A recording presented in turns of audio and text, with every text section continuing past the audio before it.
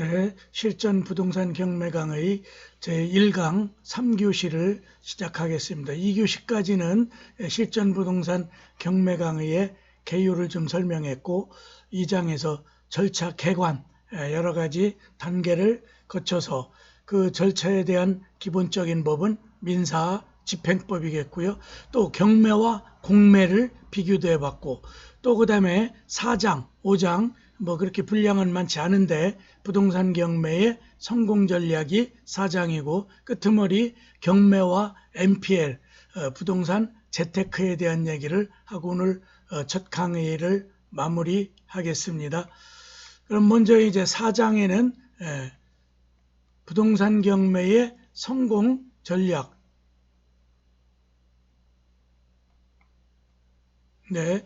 그래 이제 여러분들이 부동산 경매에 입문하다 보면 여러 가지 답답함도 있고 또 어떻게 해야 재테크가 될 수 있는가 이런 것들이 궁금할 거예요. 그래서 큰 틀에서 한번 정리해 보겠습니다. 먼저 부동산의 종합적 지식이 필요하다. 부동산 경매에 성공하기 위해선 부동산에 대한 종합적인 지식과 접근 방법이 필요하다. 단순히 경매 입찰하는 방법을 배우는 것은 짧은 시간만으로도 가능하지만 우량 경매 물건을 찾고 낙찰로 가치 상승을 높이기 위해서는 부동산에 대한 종합적인 지식이 반드시 필요하다. 그래서 부동산에 대한 기본 개념, 또 부동산의 트렌드, 부동산에 대한 기초 지식을 어느 정도 쌓아가면서 경매를 뛰어들어야 여러분들이 원하는 재테크가 되겠죠. 그래서 서초동에 가면은 거기에 여러 가지 경매 컨설팅, 경매학원들이 있는데 가면은 뭐라 그러냐면 하루에 부동산 경매 끝내기. 그러면 여기서 말하는 입찰하는 방법 정도 가르쳐 줄 뿐이죠. 그리고 나머지 부동산의 권리 분석이라든가 또 부동산 물건 자체, 매물 자체의 물건 분석에 대한 거는 다 차후 리스크를 그 수강생한테 떠넘기고 그리고 공짜 무료로 한다고 해놓고 가보면 이제 교재값으로 뭐 2, 3만 원씩 받고 그걸 절반 나누기 해서 강사 반, 학원 반 이런 식으로 나누죠. 그래도 많은 사람들이 그 수강을 하니까 몇백만 원씩 남을 수가 있죠. 그리고 어쨌든 이 부동산에 대한 경매도 넓게 부동산 하나에 그 매입하는 방법, 재테크의 방법 중에 하나이기 때문에 거기에 따른 부동산에 대한 여러 가지 지식이 필요하다. 그래서 서서히 입찰을 통해서 배워나가면 되겠죠. 그 다음에 두 번째, 다양한 경매 물건에 관심을 가져라. 그래서 처음에 시작할 때 제가 아까도 작은 꼬마 빌라나 또 다세대 도시형 주택 이런 금액이 작은 걸 처음에 투자하고 환금성 있는 물건, 아파트 이런 데서 시작하지만 어느 정도 노하우가 쌓이고 부동산에 대한 지식이 이제 늘수록 좀 더 이른바 위험한 물건일 수도 있고 또 아니면 틈새 시장이라고 하죠. 일반인들이 관심을 별로 기울이지 않아도 그 영역을 넓혀가야 된다. 부동산 경매에서는 주택, 아파트 분야가 가장 인기가 높지만 상대적으로 경쟁이 덜 치열한 상가 빌딩, 토지 경우 낙찰 확률이 높을 뿐만 아니라 왜냐하면 주택 아파트에는 많은 사람들이 달려들기 때문에 경쟁률이 높아서 레드오션이 되는 거죠.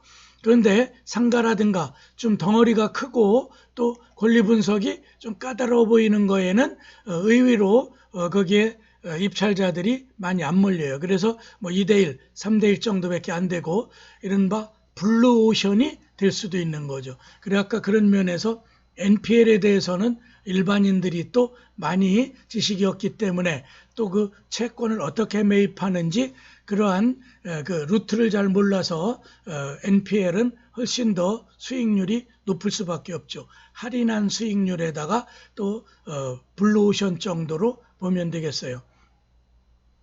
그래서 이제 이런 데는 투자금 대비 높은 수익률을 기대할 수 있다. 그래 리스크가 크면 수익도 좋겠죠. 일반적으로. 때문에 주택, 아파트 경매 물건에만 관심을 국한하지 말고 상가 빌딩, 토지 등 다양한 경매 물건에 관심을 두고 주시해야 한다. 특히 온비드 한국자산관리공사가 하는 공매에는 훨씬 더 다양한 물건들이 나와요.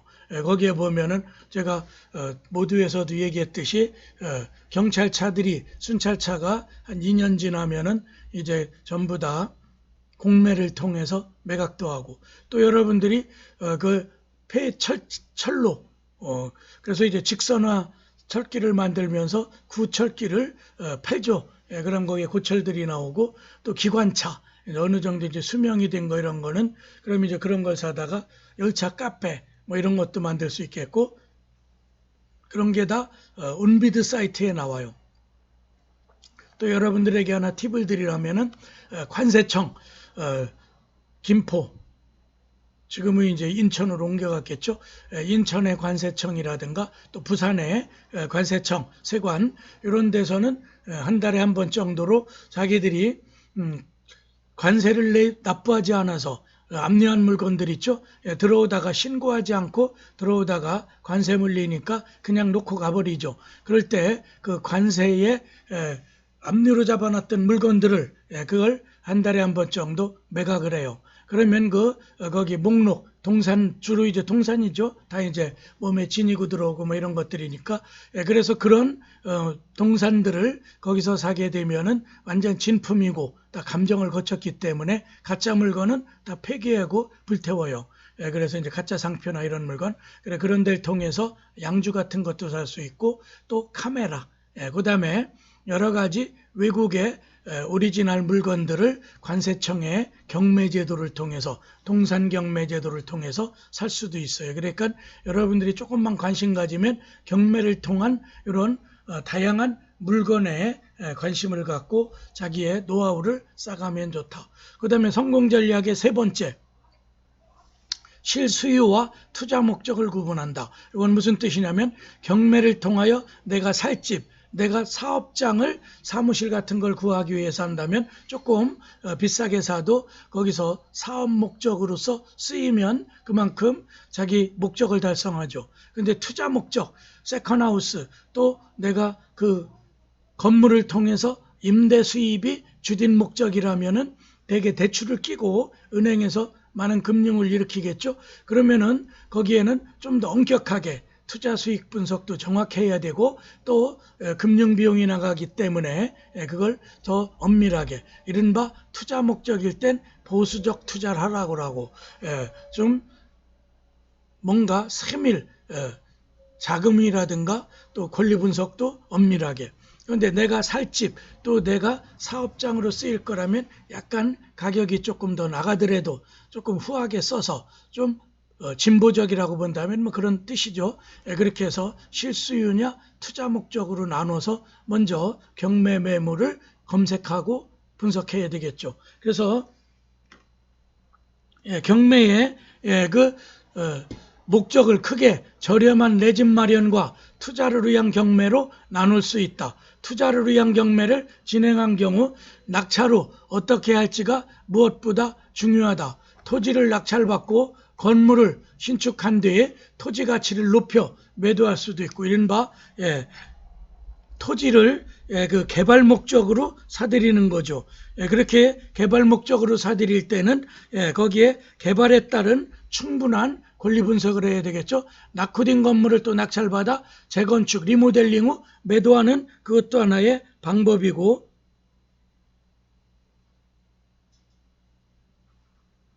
그래서 여러분들이 투자 목적이냐, 그 다음에 내가 실수요 들어가서 살 집이냐에 따라서 여러 가지 그 투자의 방향이 달라질 수도 있다. 그래서 여기에도 보면 매도와 매수 타이밍을 볼 수 있다면 일정 기간 묶어둔 뒤, 토지 같은 경우는 보통 3년 내지 5년 정도 지켜보죠. 시세가 오른 후 매도하는 것도 성공 전략 중 하나. 그러니까 그 당시에는 어떤 불황적인 요소 때문에 전체적으로 매매가 잘 이루어지지 않을 수도 있고, 그러면 내가 사뒀다가 가격이 회복세를 보면은 되팔기도 하고, IMF 때 외국인들이 그렇게 해서 한 30%씩 마진을 받죠. 그런 거고, 그래서 부동산 투자나 모든 투자는 타이밍, 시간이 굉장히 중요하죠. 어느 시점. 그 다음에 이제 네 번째, 정부의 부동산 정책을 분석해야 되죠. 부동산 시장은 정부 정책, 경제 상황, 각 부동산이 가지는 특성 등이 맞물려 유기적 연계되어 있다. 그래서 이른바 이 경매든 부동산 어떤 재테크를 할 때는 전체적인 경제적 시장을 읽을 줄 알고 정책 방향에 따라 투자를 해야 되겠죠. 그래 부동산 경매도 부동산 시장의 축소판이라고 보면 된다. 때문에 부동산 경매 성공을 위해선 나무가 아닌 숲을 볼 줄 아는 현명함이 반드시 필요하다. 그래서 모든 게 다 그렇죠. 사물을 진정하게 바라보려면은 멀리 숲을 보기도 하고 망원경으로 또 그 다음에 나무를 보기 위해서 가까이 현미경.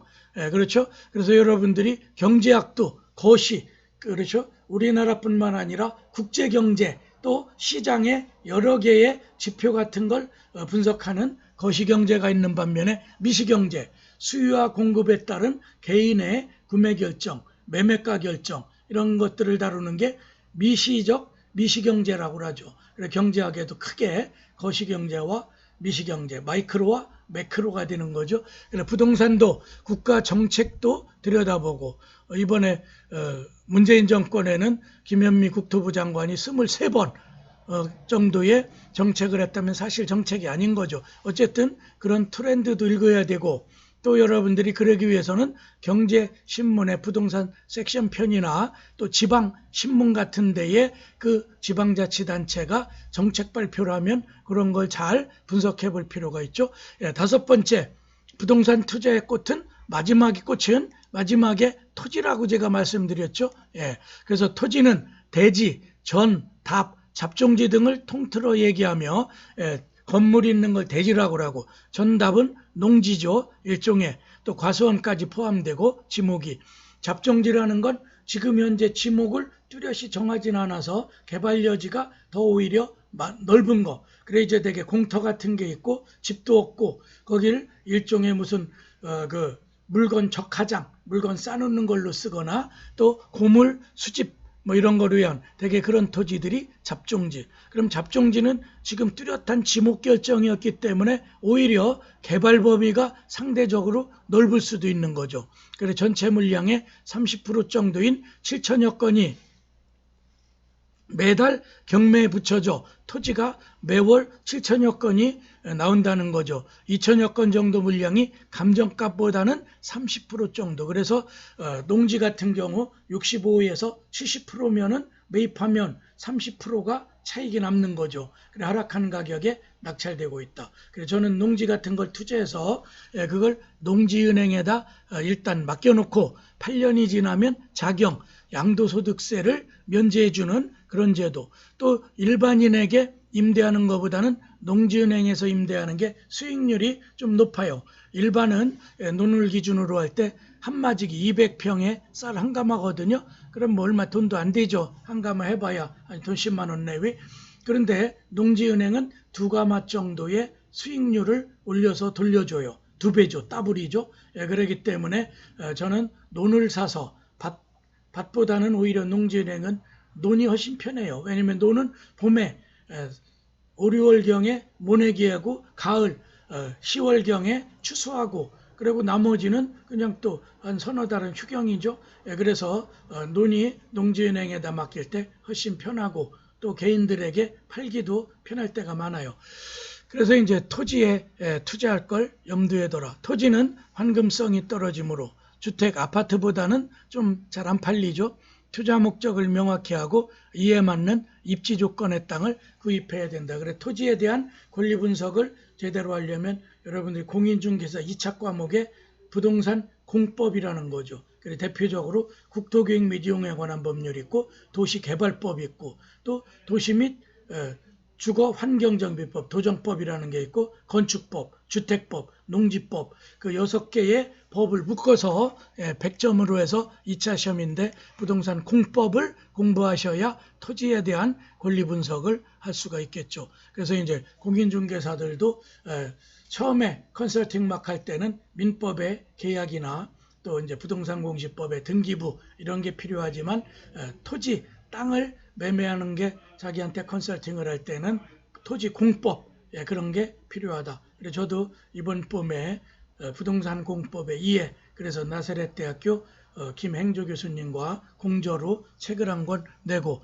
제가 현재 세명대학에선 부동산 공법, 세법, 또 부동산 등기법, 업법령, 그래서 1학기 때는 공법과 업법령 강의하고 2학기 때는 부동산 등기법과 그 다음에 세법을 두 과목씩 각각 강의해요. 그래서 저도 공법 강의하면서 토지에 대한 눈이 많이 띄어졌어요. 그 다음에 부동산 경매와 NPL을 비교해 보겠어요. 5장의 NPL, 영어의 약자가 non, 거기서 N을 따고 performing, 아직 미실행된, 또 무수익 할 때 없다, 아직 실행이 안 된, non이 앞에 붙었으니까 그렇죠. 미실행 부채. 그래서 그걸 번역할 때는 부실채권 3개월 이상 연체돼서 이자도 안 들어오고 원금 상환도 안 될 때 은행이 분기별로 묶어서 한꺼번에 부실채권을 매각하는데 그 근거 법률은 자산 유동화에 관한 법률. 그래 우리나라는 요 NPL이 언제 탄생했냐면은 IMF 1998년 김영삼 정권 때 그 IMF가 왔죠. 우리나라 외화채권, 단기채권 변제할 외화채 잔고가 한국은행에 부족하니까 국제통화기금 거기에다가 SOS를 쳐서 거기서 단기 차입금을 들어온 게 이른바 IMF죠. 1998년 말경이죠. 그러다 보니까 IMF가 우리나라 금융시장을 금융권이죠. 시중은행이나 금융감독원을 통한 우리나라 채권자로서 감독을 하기 시작했어요. 그래서 그때 요구한 게 시중은행은 뭐냐면은 최소한 국제회계 기준인 부실채권 3개월 이상 연체돼서 변제가 안 될 손실로 처리해야 될 그런 채권, 그 당시만 해도 30%에서 40%에 육박했다는 거예요. 그런데 이 ILS라는 국제회계 기준의 은행이 부실채권을 보유하는 걸 16% 이하로 낮춰라. 그래 거기서 감독을 하고 분기별로 부실채권 보고를 금융감독원에 하고 금융감독원은 또 IMF에다가 보고를 해야 돼요. 그래서 그때 나온 게 이 NPL 제도다. 그래 금융권의 무수익 여신, 미수채권 또는 부실채권을 말하는 걸 우리는 NPL. 돈을 빌려준 은행은 채무자가 이자를 제때 갚지 못하는 부실채권이 많아지는 경우 부실을 피하기 위해 시간이 오래 걸리는 부동산 경매 대신 받을 돈에 대한 권리, 그래서 채권, 자기가 갖고 있는 대출채권 플러스 거기에 담보채권, 근저당권을 하나의 세트로 묶어서 매매. 그런데 지금은 대부업법이 바뀌면서 대부업법채라든가 2차 금융권이 또 개인들이 너무 난립하는 걸 막게. 전에는 바로 부실채권을 은행이 매도하면 살 수가 있었어. 그런데 지금은 중간도매상을 거쳐서 1차 매각은 최소한 금융감독원의 허가를 받은 법인이어야 되죠. 그래서 제금융권들이 허가를 얻었고 또 자본금 3억 이상의 대부업의 어느 정도 중견기업은 돼야 되겠죠. 그런 데를 통해서 일반인은 매입할 수가 있어. 따라서 이 같은 상황에서 은행은 부실채권을 개인에게 팔 수 없으므로 부실채권을 큰 금액으로 묶어 금융감독위원회에 등록을 하고 분기별로 매각을 해서 그 중간에 이런 부실채권을 처리하는 걸 SPC라고 그러죠. 스페셜 퍼포즈 컴퍼니. 그래서 그 부실채권을 거래하다 보면 제 몇 차 자산 무슨 유동화 채권 이런 그게 바로 그 채권이 다 팔릴 때까지 특별히 설립된 스페셜 퍼포즈 컴퍼니 SPC라고 줄여 얘기하는데 이른바 페이퍼 컴퍼니 한시적인 그런 법인을 SPC라고 그래요. 그럼 SPC가 그걸 사들여서 매각하는 걸 전담하고 그 다음에 그걸 기관에다 매매하는 걸 AMC, Asset Management Company. 그래 AMC가 중간도매상을 해서 그 저축은행이라든가 금융감독원에 등록된 부실채권 매입 권리를 가진 기관들이 사들여요. 그런 다음에 그 사들인 기관들, AMC를 통해 사들인 그 기관들이 개인에게 파는 거예요. 그러면 왜 부실채권이 돈을 버는 구조냐? 그 밑에 그래픽 그림에 있듯이 담보 잡혀 있고 담보 시세 가령 거기 이제 1억이죠. 1억 정도를 거기에 대출해주고 그런 다음에 은행 대출로 거기에 8천만 원 정도의 그걸 이제 부실채권 20% 정도 싸게 팔고 그래서 구두 티켓 같은 게 그렇게 거래하죠. 10만 원짜리 구두 티켓이라면 85%, 80% 이 정도에 살 수가 있죠. 그런 할인 판매점을 통해서 그런 다음에 이걸 갚지 못해서 부실채권이 되면서 NPL로 나타나며 그걸 그런 SPC를 통해서 매각하는데 할인된 채권이고 또 자산 유동화에 관한 법률은 국제 회계 기준을 맞추기 위해서 되도록이면 신속하게 팔기 위해서 할인 판매를 한다고 보면 돼요. 구두 상품권 팔듯이. NPL의 수익 구조. NPL은 쉽게 말하면 할인받은 상품권이라고 생각하면 된다. 10만원권 상품권이 있다고 했을 때 우리는 그 상품권을 원금 이하로 그래서 한 80%, 85%쯤 사죠. 10만원어치 상품을 사게 된다. 그래서 여러분들이 85,000원에 구두 티켓을 사도 백화점이나 구두 대리점에 가면은 그대로 10만원 쳐주는 거 아니에요? NPL이 그런 구조예요. 가령 1억짜리 은행 채권이었는데 이걸 빨리 유동화시키고 현금화시키려고 15%쯤 싸게 팔아요. 그럼 8,500에 살 수 있는 거죠. 그럼 AMC가 8,500에 사서 또 거기다가 한 5% 정도 9천만 원 정도의 일반인 그럼 거기서 10%에서 15% 마진이 사는 순간 바로 붙는 거예요. 그래서 그 마진만큼 절차는 담보된 절차는 경매 절차랑 똑같이 진행해요. 그러면 이 사들인 NPL 매수자는 어떻게 하냐? 그 경매가 진행돼서 배당 받을 때는 1억 플러스 지연이자가 연 15%, 20%까지 붙죠. 그 다음에 거기에 또 하나는 자기가 그 사들인 채권을 다른 자에게 8,500에 샀다면 한 9천만 원, 한 500 정도 붙여서 팔면 되죠. 재매각. 또 그 다음에 그걸 자기가 스스로 뛰어들어서 유입이라고 하는데 그 물건을 사서 그 경매 물건을 매수인이 돼서 리모델링 같은 걸 거쳐서 시가대로 그래서 자기가 한 8,500에 살 수 있죠. 자기는 8,500밖에 투자를 안 했으니까. 그래서 1억짜리를 산 다음에 1억 2, 3천에 팔게 되면은 한 3, 4천만 원이 수익이 나는 거죠. 그래 NPL도 은행이 분기별로 매각하는 근저당권 플러스 피담보 채권을 할인된 금액에 매입해서 경매 절차에서의 배당 또는 NPL 자체를 다시 매각해서 수익을 얻는 구조. 구두 티켓의 유통 과정을 보면 쉽게 이해할 수가 있죠. 그래서 2016년 7월 25일부터 개정 대부업법 시행으로 개인 투자자가 NPL을 종래 SPC에서 직접 사진 못해 지금은 중간 도매상을 거쳐야 돼. NPL을 직접 SPC로부터 매입하지 론세일 방식으로 파는데 못하게 되었고 은행으로부터 매입 권한 있는 AMC 중간 매도인을 통해서 NPL을 매입해야 된다. 그래 여러분들이 그 NPL에 관심 있으면 NPL 이렇게 쳐도 되고 이걸 중간 매입하는 시중은행 6개 은행이 만든 게 유니온 에셋이에요. 유암코라고 그래요. 유암코. 그래 유암코에 들어가 보면 우리나라 NPL 60%를 거래하고 또 개인 아까 대부업체도 많다고 그랬는데 한 30여 개의 AMC가 있어. 중간 매도. 그 사람들 중에 하나가 박현 누구야 그 사람 미래에셋 거기도 하고 있고 또 대신 FNI 우리은행 걸 글리 팔았죠. 어쨌든 여러분들이 NPL을 치면은 그런 사이트에 들어가서 물건 검색도 하고 거기서 판매하는 게 게시판에 올라와 있기 때문에 그걸 할인 그래서 밀당을 잘해 가지고 이걸 살 수가 있어요. 그래서 이제 경매를 알아야 되고 부동산 볼 줄을 알아야 NPL을 거래할 수가 있죠. 그래서 15% 이상의 마진을 보기 때문에 부동산보다는 최소한 5% 이상의 수익을 더 내는 구조로 돼 있다.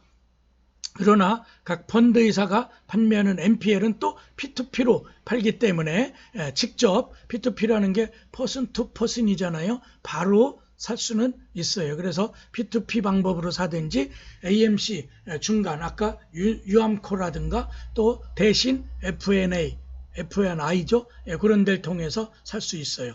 MPL, P2P 펀드는 다음 그래픽과 같은 구조, 요거는 이제 직접 거래하는 방식을 나타내요. 이 그래픽을 한 번 정도 이해해 놓으면 되고, 이제 강의 13강 내지 14강에서 MPL 강의를 더 자세히 할 거예요. 그래서 세 번째는 부동산의 매입 방식은 일반적으로 롯세일, 이건 묶어서 한꺼번에 파는 거예요.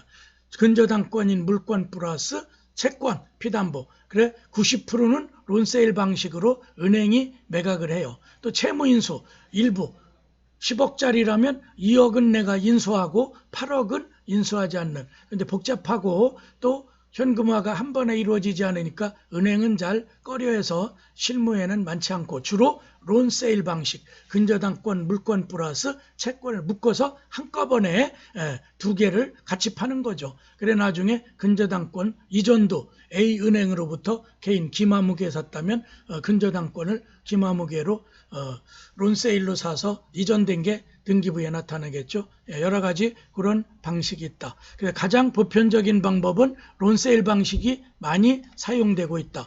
론세일 방법만이 금융기관의 대손 충당금을 부담하지 않기 때문에, 바로 현금화하기 때문에 그렇죠. 금융기관은 부실채권 매각하기 위해선 일반적으로 론세일이라는 방식을 취한다. 그 다음에 론세일 방식이란 요 대출 플러스 판매, 이걸 묶어서 한꺼번에 판다. 채무를 세일, 매매하는 거죠. 금융회사에서는 대출채권 중에 고정이하 여신을 매각한다는 의미고, 근저당권 플러스 피담보 채권, 자기의 차용금, 대여금 채권을 묶어서 파는 거예요. 그렇게 팔고, 그 다음에 론세일 방식을 좀 더 자세히 써놓은 이걸 한번 정도 읽어보시면 되겠고요. 여기까지가 오늘 실전 부동산 경매 1강의 그 3교시까지 했어요. 어쨌든 제가 유튜브에 이렇게 올려놓는 건 향후 저도 부동산 재테크에 어느 달인의 경지에 올랐기 때문에 저를 피하란다는 의미도 있고, 또 단국대 평생교육원에서 제가 이 실전 부동산 경매가 있는데 그 학생들에 대한 서비스 강의이기도 해요. 복습용이나 또 바빠서 그날 출석하지 못한 학생들은 여기 와서 들을 수 있게. 그래 어쨌든 여러분들이 이제 김승래의 실전 부동산 경매 이렇게 치면은 제 강의를 들을 수 있게 됩니다. 오늘 첫 개강이라 저의 강의의 개관, 부동산 경매 절차, 공매 경매 비교, 또 끄트머리 부동산 경매의 투자 성공 전략, 제일 마지막 5장에서는 MPL 구조, 또 앞으로 마지막에 강의하게 될 부실채권에 대한 재테크 수단을 강의해 드렸습니다. 앞으로 제 강의는 15주차에 걸쳐서 이루어질 것이고, 여러분들이 매주 유튜브에 들어오시면 누구나 공개 강의로 들을 수 있습니다. 오늘 강의를 마치기로 하겠습니다. 감사합니다.